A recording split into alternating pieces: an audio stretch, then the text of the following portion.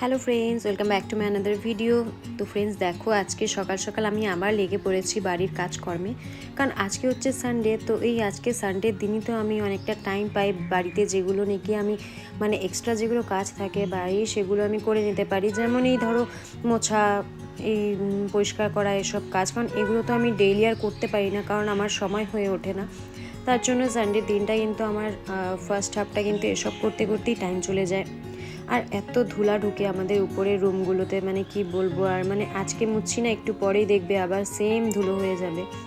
তো এর জন্য যতটা পারি পরিষ্কার রাখার ট্রাই করি, কারণ ধুলোতে থাকতো মানে নিজেরও কেমন লাগে দেখতে। আর ধুলোগুলো না যখন রাতে বসে থাকি না তখন চোখে পড়ে, দিনের বেলা তো চোখে পড়ে না, বাট রাতের বেলা যখন বসে পড়ি লাইটের আলোতে তখন ধুলোগুলো চোখে পড়ে, দেখতে অনেকটা বাজে লাগে। তো তাই আজকে মনে করে করে কোথায় কোথায় ধুলো দেখেছিলাম রাতে, তো সেগুলোই পরিষ্কার করে নিচ্ছি আজকে।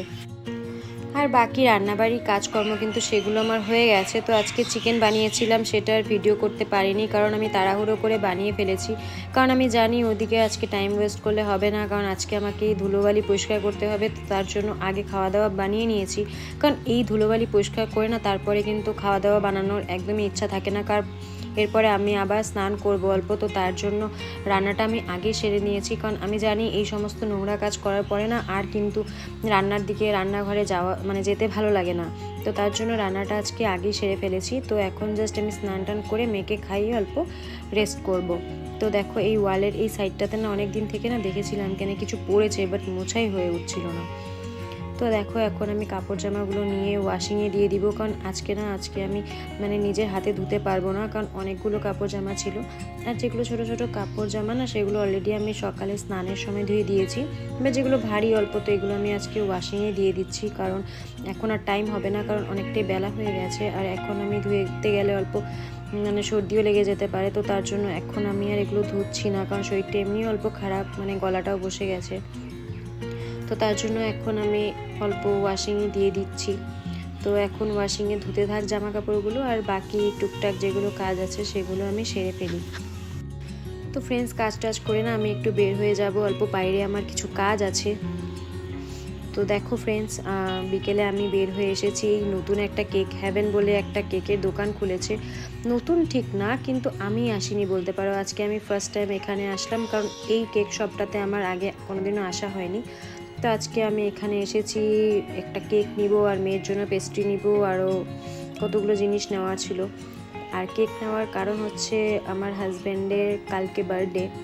তো রাত্রেবেলা 12টার সময় তো আমি একটা কেক কাটাবো। তো তার জন্য এখানে চলে এসেছিলাম একটা কেক নিতে। তো কেকের দোকানটা আমার অনেকটাই ভালো লেগেছে, কারণ যেহেতু ফার্স্ট টাইম এসেছি আর অনেক টাইপের কেক ছিল, পেস্ট্রি ছিল, আর এখানে বসে খাওয়ারও জায়গা ছিল। দেখতেই পাচ্ছ সুন্দর সাজিয়েছে দোকানটাকে। তো এখান থেকে আমি একটা কেক নিয়ে নিয়েছি আর মেয়ের জন্য পেস্ট্রি নিয়ে নিয়েছিলাম। আর আমরা ওখানে বসে কেক আর প্যাটিসটাও ভালো ছিল, চিকেন প্যাটিস আর কফি খাচ্ছিলাম অল্প টাইম, সেখানে বসে অল্প টাইম পাস করছিলাম। তো আইসক্রিম খাওয়ার ইচ্ছা ছিল, বাট কি করব, শরীরটা একটু ভালো নেই, গলাটা বসে গেছে, তার জন্য আইসক্রিম খেতে পারবো না। তো তার জন্য কফি খাচ্ছিলাম। তো ওখানে বসে বসে 5-10 মিনিট আমরা অল্প কথা বলছিলাম। তো দেখো ফাইনালি 12টা বেজে গেছে। তো আমি হাজব্যান্ডের কেকটা যে এনেছিলাম সেটা এখন কাটাবো। আর সবচেয়ে বড় কথা হচ্ছে, দেখো আমার মেয়ে কিন্তু এখনও ঘুমায়নি। ওর মানে কি বলবো, যতক্ষণ আমি না ঘুমাবো ওকে নিয়ে তত টাইম ও ঘুমাবে না।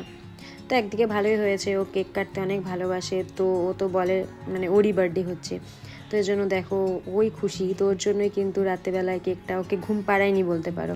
জানি ও কেক কাটার টাইমে থাকতে ভালো পায়, তো তার জন্য ওকে ঘুমও পাড়ায়নি, নাহলে এত টাইম নিয়ে শুলে কিন্তু ঘুমিয়ে পড়তো।